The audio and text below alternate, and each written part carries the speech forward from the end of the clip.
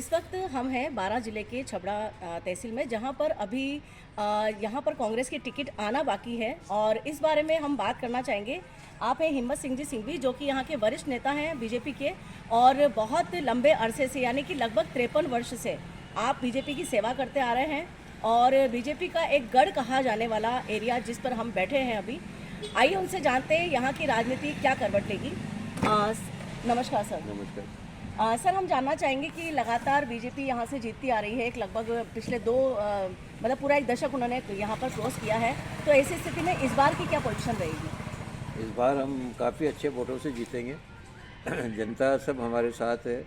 हम जनता के सुख में, दुख में, हर दर्द में, हर काम में उनके साथ शरीक रहते हैं और जो भी काम होते हैं तो हम पूर्ण निष्ठा से, ईमानदारी से उनकी सेवा करते हैं। तो जनता हमसे जुड़ी हुई है।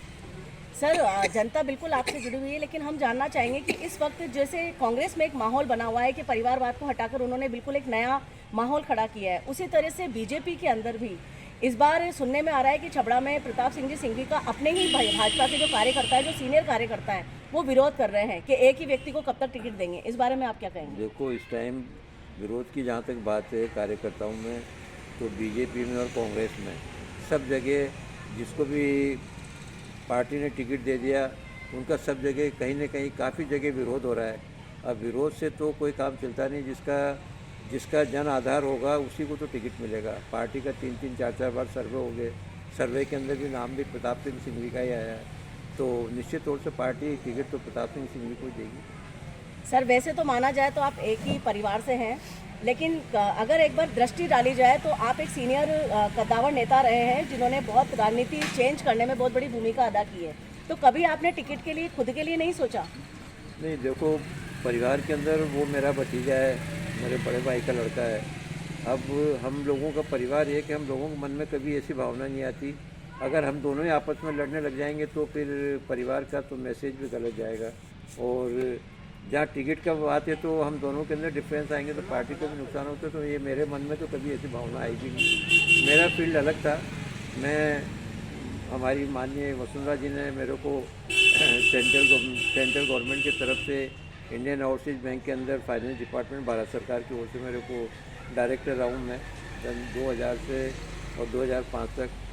इसके अलावा all India road safety highways के अंदर मैं मेंबर था। तो इन पोस्टों के ऊपर मैं काम कर चुका हूँ। मेरा फील्ड यही था। मैं नागरिक सहकारी बैंक 12 का चेयरमैन भी रहा हूँ।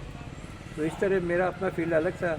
अब यहाँ तो क्या है कि छबड़ा के अंदर प्रताप सिंह तो जयपुर रहता है, लेकिन सारे काम धाम जो भी है तो हम सब मिलजुल के करते हैं, पार्टी की सेवा करते हैं और ईमानदारी से करते हैं। हमारे ऊपर पूरे तहसील के अंदर, पूरे हमारे इस क्षेत्र के अंदर चार आने का दाग कोई नहीं, एक कप चाय का चार आने का दाग भी कोई नहीं लगा सकता। और हम लोगों की अगर जातिवाद के ऊपर भी आते हैं तो हम लोगों की तो कम्युनिटी के हम उसकी तो सपोर्ट भी नहीं है, लेकिन लोगों की हम पे निष्ठा है। निष्ठा इसलिए कि हम उनकी तन मन धन से उनकी सेवा करते हैं और निस्वार्थ भाव से करते हैं। तो आज बरसों से जो देहात के लोग हैं, जो हमारा एरिया हमसे जुड़ा हुआ है, जिस दिन ये विश्वास नहीं रहेगा तो शायद उस दिन हम खड़ा होने की भी सोचेंगे, लेकिन अभी तो पूर्ण रूप से जनता का विश्वास हम लोगों के ऊपर। छबड़ा आपके हाथ में आएगा जैसा कि आप कह रहे हैं, तो आपके विशेष मुद्दे क्या होंगे जनता के लिए जो कि उनको राहत पहुंचाएंगे, फायदा पहुंचाएंगे?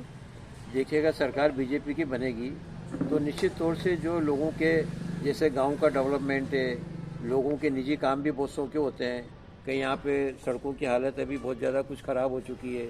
बिजली बोर्ड के अंदर भी लोगों को अभी इतनी परेशानी आ रही है कि कुछ मतलब आप कह नहीं सकते, उनको ट्रांसफार्मर नहीं मिल रहे हैं। अब सीजन का टाइम है। अब ये कांग्रेस सरकार की जो ये अभी ऊपर हम बात करते हैं तो कहते हैं साहब पैसा नहीं है, ट्रांसफार्मर कहाँ से आएंगे, आते हैं तो देते नहीं हैं। तो इस तरह की सब जो समस्याएं हैं, इन सब का हम निवारण करके बरसों से हम करते आ रहे हैं। इसीलिए तो जनता हमसे जुड़ी हुई है, वरना हमसे जनता क्यों जुड़ती?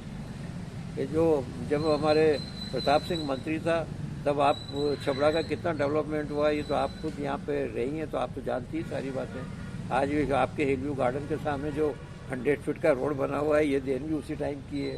उसके अंदर जो वर्क हुए हैं सब आपसे कोई बात छबड़ा की छिपी हुई नहीं है। या कितना डेवलपमेंट हम लोगों ने कराया है। कोई टाइम ऐसा था छबड़ा के अंदर 1 किलोमीटर सड़क नहीं थी। हम प्रचार करने जाते थे तो एक जीप से प्रचार करते थे। उसके अलावा बाहर देखो तो आप पूरा नेटवर्क इतना अच्छा है कि हर जगह डामर रोड है, हर जगह काम कर लेंगे। ठीक है, उस टाइम अब क्या एक्चुअली जो देहात की सड़कें हैं इनके ऊपर कांग्रेस सरकार ने कोई ध्यान नहीं दिए। ये कहिएगा कि जब भी मैंने बात करी, मैं तो खुद पढ़ा लिखा हूँ, मैं खुद इंजीनियर हूँ, तो मैंने जब भी अधिकारियों से बात करी मैं कहा साहब फंड ही नहीं है, पैसे की अवेलेबिलिटी नहीं है, इधर से फंड उधर डाइवर्ट हो जाता है, इस तरह की इन लोगों ने मतलब चर्चाएं करते थे। तो अब ये तो सरकार का काम है कि इन्होंने क्या करा क्या नहीं करा, लेकिन हम निश्चित तौर से बीजेपी की सरकार के अंदर डेवलपमेंट बहुत होते हैं और बीजेपी की और कांग्रेस की सरकार में वे ऑफ वर्किंग के अंदर जमीन आसमान का अंतर है। बीजेपी की सरकार हमेशा डेवलपमेंट के ऊपर ध्यान देती है और कांग्रेस सरकार तो अभी इनका 5 साल तो लड़ने झगड़ने में निकल गया। अभी इस वक्त अपने मतदाताओं को क्या मैसेज देना चाहेंगे आप?